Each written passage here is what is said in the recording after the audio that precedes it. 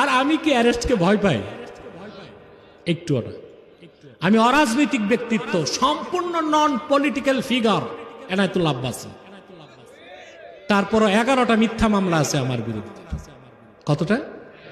সব সাইবার ক্রাইমে। এগুলো কাফের মোশেক নাস্তিকরা করে রাখছে। তা আমি তো বহু আগ থেকেই ভাবছি আমি অ্যারেস্ট হইতে পারি।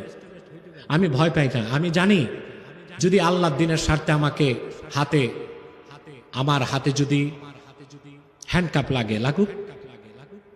জেলে যেতে হয় যাব, ফাঁসিতে ঝুলতে হয় ঝুলবো। ফায়সালা পৃথিবীতে হয় না, আসমানের উপরে হয়। সে বিশ্বাস লালন করেই তো আমি চলি, ঠিক না?